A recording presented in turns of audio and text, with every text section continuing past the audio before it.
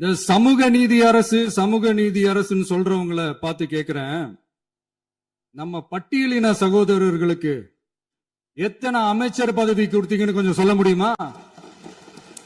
ஆனா நம்மளுடைய அரசுல 8 அமைச்சர் பதவிகள் யாருக்கு? நம்ம பட்டியலின சகோதரர்களுக்கு. எல்லாம் நம்ம அண்ணன், நம்ம தம்பி, நம்ம தங்கச்சிங்க. அண்ணல் அம்பேத்கர் அவர்களுடைய கிட்டத்தட்ட 100 ஆண்டு கால கனவு இப்ப நிறைவேறி இருக்கு.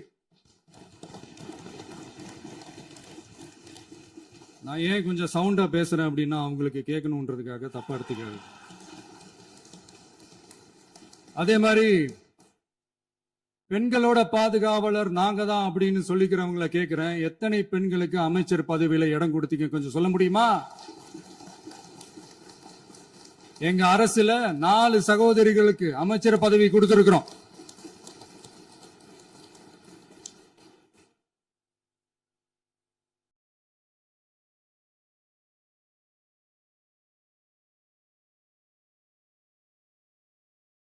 அதனால மக்களால் நிராகரிக்கப்பட்டு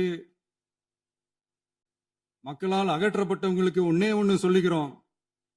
தப்பே செய்ய மாட்டோம், ஊழலே செய்ய மாட்டோம், நேர்மையா தான் இருப்போம், நியாயமா தான் இருப்போம் அப்படின்னு சொல்றவங்களால மட்டும்தான் கூட்டணி ஆட்சி அமைக்க முன்வரும்.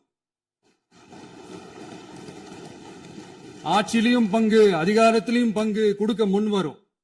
ஊழல்லையே ஊறி போனவங்களால இந்த கூட்டணி ஆட்சியோ, ஆட்சியிலையும் பங்கு, அதிகாரத்திலையும் பங்கு கொடுக்க முன்வராது. மெஜாரிட்டி இருந்தாலும் தரமாட்டாங்க, மெஜாரிட்டி இல்லைனாலும் தரமாட்டாங்க. கேட்டா ரெடிமேடா ஒரு பதில் ஒண்ணு வச்சிருப்பாங்க, கூட்டணி ஆட்சியை மக்கள் விரும்ப மாட்டாங்கன்னு. அதே மக்கள் தான் இப்ப அவங்கள பார்த்து சிரிக்கிறாங்க. நான் பதவி ஏத்த அன்னைக்கு கொஞ்சம் டைம் அவகாசம் கேட்டேன். எதுக்கு கேட்டேன்? நிதி நிலைமை எல்லாம் கொஞ்சம் மோசமா இருக்குது, அதெல்லாம் கொஞ்சம் சரி செஞ்சுக்கிட்டே படிப்படியா கொஞ்சம் கொஞ்சமா நான் கொடுத்த வாக்குறுதிகள்லாம் செயல்படுத்துவேன், அதுக்காக கொஞ்சம் டைம் அவகாசம் கேட்டேன். நான் ஏதோ வேற எதுக்காகவோ வேற யாருக்காகவோ ஏதோ அவகாசம் கேட்ட மாதிரி. அடுத்து இங்க சபையில இல்லாதவங்களை பத்தி பேச வேண்டாம்னு நினைக்கிறேன்.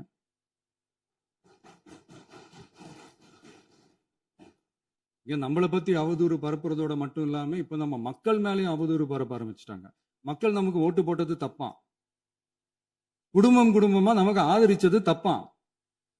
இது இப்ப இல்ல, நான் சொல்றது எம்ஜிஆர் அவர்கள் காலத்திலிருந்தே. அப்பவே அவர் ஜெயிச்சப்போ அதே மக்களை தப்பு தப்பா பேசுறது. மக்கள் என்ன பண்ணிட்டாங்க, எம்ஜிஆர் என்ன பண்ணிட்டாரு, எம்ஜிஆர் என்ன இது பண்ணிட்டாரு. 50 வருஷமா ஒரே டெக்னிக்கா.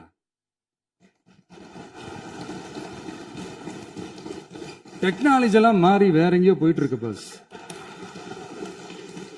இதுல கொஞ்சம் டெக்னிக்காச்சும் கொஞ்சம் மாத்தினா கொஞ்சம் நல்லா இருக்கும்.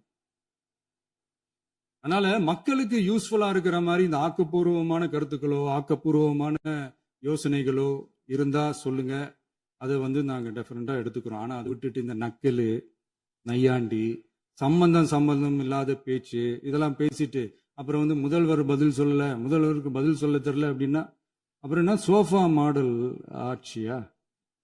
அது என்னன்னு புரியறதுக்கு எனக்கு ரொம்ப நாள் ஆச்சு. இந்த sofa set, table chair, teapoy, furniture பிசினஸ்லாம் வேற எங்க வெளியில போய் பண்ண சொல்லுங்க. அப்படி அந்த பிசினஸ் தான் பண்ணணும்னா நிறைய பிசினஸ் பண்ற மாதிரி வெளியில போய் பண்ண சொல்லுங்க, இங்க சட்டசபைக்குள்ள வேணாம். அதனால ஆக்கப்பூர்வமான கருத்துக்கள் இருந்தா சொல்லுங்க, டெஃபினட்டா அது சரியா இருந்தா நாங்க ஏத்துக்கிறோம்.